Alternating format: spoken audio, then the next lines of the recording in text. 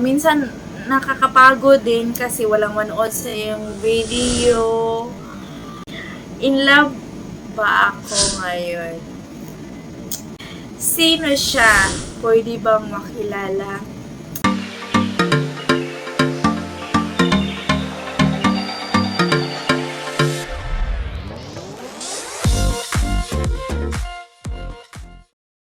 Hello guys! Welcome back again sa aking YouTube channel. This is inyong Garong Bisaya at Just Vlog. So for this video guys, since wala tayong bagong video na i-upload na sa mga gala sa inyong Garong Bisayang Laagan. So, meron tayong mga dito guys, mga ilang katanungan tungkol sa buhay ko at bakit ako nag-vlog, tungkol sa love life, and tungkol sa trabaho. So ayan, before that, again, don't forget to subscribe sa aking YouTube channel, This is Just Vlogs, and also hit the notification bell button para updating sila ng video sa inyong Garong Bisaya. So ayan, simulan na natin guys. Unang mga tanong is, kailan ba ako nagsimulang nag-vlog? So, since, siya, 2020, before, the pandemic, time pandemic, 2020. So, that time pandemic pa siya. So, since walang magawa, then, hindi pwede makalabas-labas. So, may mga time na doon lang sa area namin, nag-video-video. So, yan. Then, and shout out also kay Inday Milaren's channel. Siya yung nagpa-post ng aking vlog. Nung time guys na transfer ako sa SOS, wala na akong project that time, 2021 to 22. So, that time, pag transfer ko sa SOS, so yung kasama ko doon, meron akong isang kasama si Inday Milaren's channel, si Milay. Hi Milay! So, siya yung nag-encourage sa akin na i-continue ko yung vlog ko. Malit pa yung subscriber ko noon, siguro mga lang siya, mga 10 yata, 10 subscribers lang ako noon. So, wala. So, doon ako nagsimula. Nag-encourage din ako ni Milay na yung channel ko. Then, syempre doon, mayroong internet. So, during night time, so, wala ng trabaho. So, after sa pag-out, so, yan, good na good para sa, para sa mga subscriber. Thank you so much sa aking mga subscriber na hindi nag-unsub, and thank you so much sa mga supporter na aking dyan. Yan po. Next question is, sino ang inspirasyon ko sa pag-vlog? Yung inspiration ko sa pag-vlog, yung sarili ko. Wala lang. Enjoy ko lang yung pag-vlog. Kahit na kahit na mahirap mag-create ng content na ikaw pa yung mag-edit. So, mahirap sa mga small YouTuber gaya ko. Actually guys, mga 1 year and a half yata ako na-monetize sa aking channel. Then after that, mga 1 year din na nasindan ako ng pen ko sa Google Pin. So ayan po. Next question is, para sa iyo mahirap bang mag-vlogging industry? Oo, syempre para sa akin mahirap ang mag-vlog, lalong-lalo na sa tulad ko na hindi tayo sikat. At wala tayong wala tayong experience pa vlogging. At ang sa akin lang is lang siya yung wala, just for fun. Then hindi tayo celebrity. So minsan nakakapagod din kasi walang manood sa iyong video. That's it. Pero kahit na ganun, go lang din ang go. Sabi nga nila na kung gusto mo is wag ka lang susuko kung gusto mo. I-enjoy mo na lang yun. Next question is, mga tanong tungkol sa love life. Wow, love life. Ganon. In love ba ako ngayon? Oo. Direktang tanong talaga, no? Kanya naman talaga sa edad ngayon na kailangan naman natin ng kapartner sa buhay. Hindi lang yung mga fling-fling lang. Minsan, masabi ko sa sarili ko na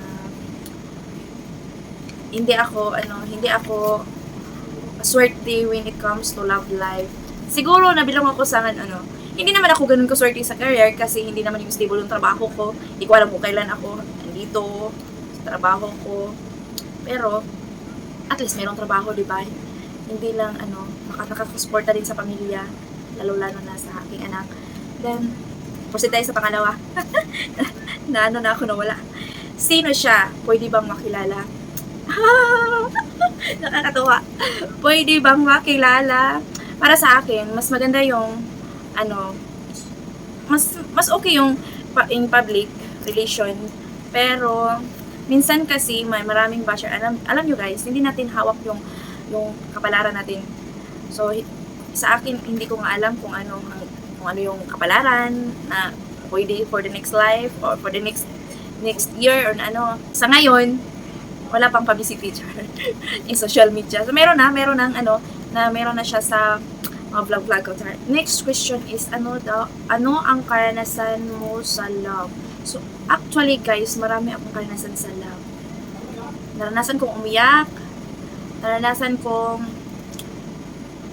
tumawa, naranasan kong maging happy, and naranasan kong i-judge kahit ngayon eh. So alam ko namang maraming nag-judge sa akin. Bakit iba na naman, ganon. Lalo na sa history namin ngayon. So bahala na kayong mag-judge sa buhay ko. Judge lang kayo, wala akong pake, ganon. Kasi alam ko yung buhay ko, alam ko yung limitasyon ko. At least hindi ko pinababayaan yung pamilya ko at ang anak ko. At sabi nga nila kung swerte ka sa love life, failed naman ka sa career. And kung failed ka sa career, swerte ka sa love life. So, swerte na lang kung swerte ka sa love life at din swerte ka sa career, ganon. Pero para sa akin, siguro, swerte ako sa career. Hindi naman ganon kaswerte kasi hindi naman yung stable yung trabaho. Transfer yung trabaho ko. Kaso, swerte pa din kasi mayroong trabaho, at least meron, diba? And sa love, sa ngayon, okay ako sa ngayon. Sana dumating yung sana ito na, sa istorya pa nila guys, no? Kinsa may ganahan, no? Sa mga Bisaya, kinsa may ganahan nga mag-change ka o partner na naman, change of partner again, kung ano sab, no? Panasab ka og lain nga mag-adjust na pud ka for that man or that person. Pero wala tayong choice eh. Yan na eh. Sabi nga nila, nakasulat na sa kapalaran. Kung alam pa natin noon na gano'n yung kapalaran natin is, di sana, kung pa-right ka, mali, so pumunta ka sa left. Kung alam mong doon ang tama, di ba? Pero kaso hindi natin alam. Diyan ka dahil yan ang para sa'yo forever, yan ano. So wala, hindi natin alam eh kung yan ba ang forever. Wala naman tayong masisisi. Kung yan ang mararanasan natin. So, yan po. The next question is tungkol sa trabaho. Kumusta ang trabaho mo ngayon? Para sa akin, yung trabaho ko ngayon is okay siya. Since I'm working this company for almost 10 years. For almost 10 years na. So far, marunong man akong makisama sa mga tao. Balance lang tayo when it comes sa mga co-worker. Para peaceful lang yung trabaho mo. Next question is, hindi ka ba nahihirapan? Hindi naman. Okay lang yung trabaho dito. Hindi naman mahirap. So far, no? So may mga times na may problema sa mga katrabaho, pero naman yun, nasusolve na. Next question is, being a single mom or solo parent, hindi ba mahirap? Para sa akin, no, mahirap maging isang solo parent tulad ko. Kasi, ikaw lang yung nag-isip kung ano bang dapat mong gawin, pagsusuporta mo sa anak. Pero, hindi naman siya ganun kahirap kasi yung anak ko, ando naman sa kanilang mama, and sinusuportahan ko naman siya, mabait naman yung anak ko. Next question is, anong wish mo? Wish ko sa buhay, sana maging masaya, healthy ang buong pamilya, at saka happy life, love life. Happy lang, walang itig, charos. So, ganon, at saka sana yung mga pangarap ko sa buhay ay matupad. So actually, hindi naman ganun nga hindi natupad yung mga pangarap ko. Pangarap ako na unti-unti nang natupad. Since buhay pa tayo, so patuloy pa rin ang pangarap. So pangarap man lang is palakihin na lang natin yung pangarap. Wala namang bayad. Next question is, ano ang maipapayo mo sa mga single mom o solo parent? So maipapayo ko lang sa mga solo parent o mga single mom na okay lang na ganun. Okay lang, laban lang sa sarili at saka para sa anak nyo. At hindi lang pababayaan natin yung mga anak natin. Yan lang po yung natin ngayon. So mga storytelling sa ating buhay. Siguro sa susunod meron na tayong mga vlog sa laag. So alam niyo na guys, waiting pa yung just vlogs sa yung Garlong Bisayang Laagan, waiting ko siya sa mga holidays. So alam niyo na trabaho ang priority. So yung pagbablog ko is mga sideline lang kapag walang duty at holiday sa mga ganon. So, manood kayo para para happy. Sana manood kayo at saka suportahan nyo yung channel ko and let's enjoy the life. That's all.